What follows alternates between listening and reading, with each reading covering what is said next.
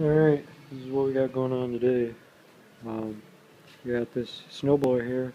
It's little yard machines with a 5 horsepower Tecumseh. And the customer says it is leaking oil very badly when started. So I came down yesterday during the snowstorm, picked it up. And yeah, it's New York, so we just got a bunch of snow the other day. Lots of snow. And this is this. So I'm going to take the engine off so I can see where it's leaking. The engine's going to have to come off anyways. He thinks it's the crankcase cover seal, this guy right there.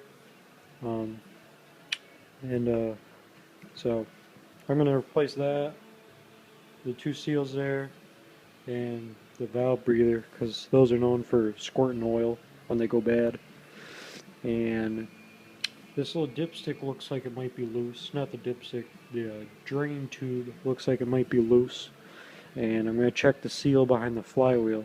So, because, there's only so many places oil can leak from.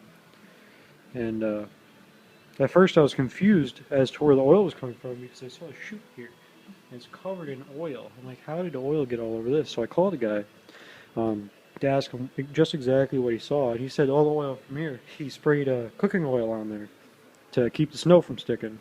So it started making more sense after that. So yeah, this engine's got to be pulled. Already got the carburetor and exhaust off. Already started on this. And so that's that. And what else do we got? We got this Honda pressure washer over here on the lift.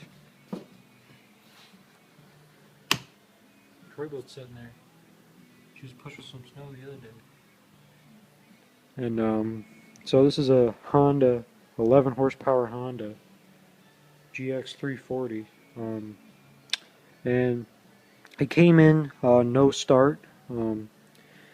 So, and this whole intake and air filter is all torn apart. I'll show you that in a second. As you can tell, something went on here. And no start. So I looked over here, and these guys are all unplugged. This is your coil wire here. I'll explain this to you. This is your coil wire. This is your wire coming from your coil. It goes to your switch. Your switch will ground it out when you flip it. And then this right here, this yellow wire, is pretty much an extension of this wire. And this goes to your low oil sensor. And your low oil sensor goes to ground.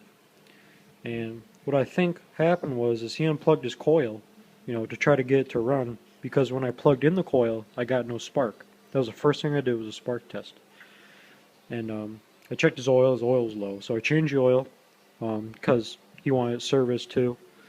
And so I changed the oil, and then I got spark. So I think that's going to solve that problem. And while I had it up here, I cleaned the carburetor all out. So that's nice and clean now. No rebuild, just clean.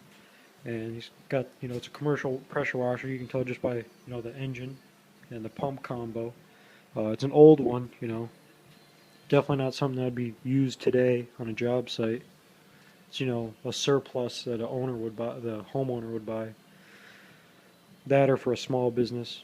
And so I changed the oil on the pump here for him, because that's part of servicing it. And you got a new spark plug right there. Kind of see it down there. It's in really rough shape, which is common for commercial equipment, but this one's pretty bad. And what else about this one? Oh yes, I'll show you this. So this is the well, first off, this is the air filter. I ordered a new one of these. This is completely black and it has no pre-filter. And this is his intake, his little air filter cover. Big hole melted in it. So looks like something else was touching it, because I don't see how the exhaust could have done that. Unless they had this sitting on the exhaust, I don't even know. And there's a wing nut that holds this down and a wing nut that holds this down. Both are missing. And I ordered those, the Honda parts, and that's $8 for two of those. Yeah, just wing nuts. It's a fine metric thread, and that's why they cost so much. because you can't just get them at your hardware store. I tried putting a fine thread on there and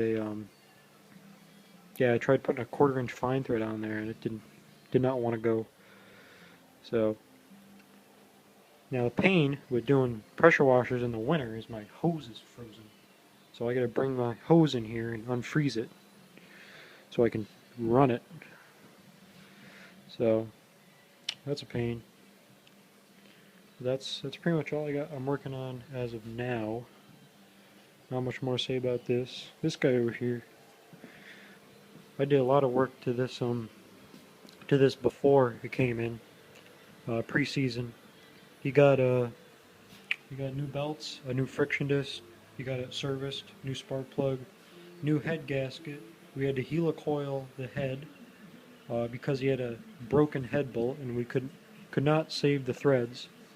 New pull cord, new fuel line, and I think that's it. Oh, new carburetor and new exhaust bolts because one of his exhaust bolts broke out. Had to heat that up with torches to get that out.